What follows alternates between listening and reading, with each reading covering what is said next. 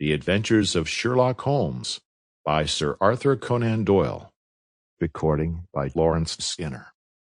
Adventure 1, A Scandal in Bohemia.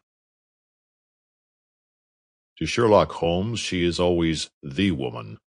I have seldom heard him mention her under any other name. In his eyes she eclipses and predominates the whole of her sex. It was not that he felt any emotion akin to love for Irene Adler. All emotions, and that one particularly, were abhorrent to his cold, precise, but admirably balanced mind. He was, I take it, the most perfect reasoning and observing machine that the world has seen, but as a lover he would have placed himself in a false position. He never spoke of the softer passions, save with a gibe and a sneer.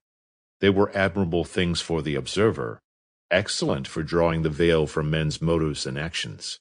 But for the trained reasoner to admit such intrusions into his own delicate and finely adjusted temperament was to introduce a distracting factor which might throw a doubt upon all his mental results.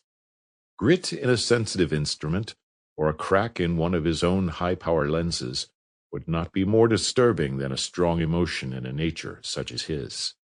And yet there was but one woman to him, and that woman was the late Irene Adler, of dubious and questionable memory.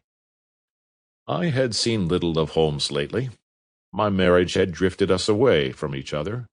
My own complete happiness, and the home-centered interests which rise up around the man who first finds himself master of his own establishment, was sufficient to absorb all my attention, while Holmes, who loathed every form of society with his whole Bohemian soul, remained in our lodgings in Baker Street, buried among his old books, and alternating from week to week between cocaine and ambition, the drowsiness of the drug, and the fierce energy of his own keen nature.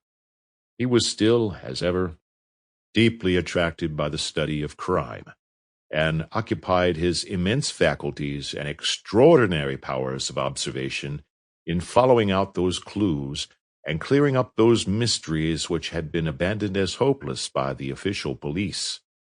From time to time I heard some vague account of his doings, of his summons to Odessa in the case of the Trepoff murder, of his clearing up of the singular tragedy of the Atkinson brothers at Trincomalee, and finally of the mission which he had accomplished so delicately and successfully for the reigning family of Holland.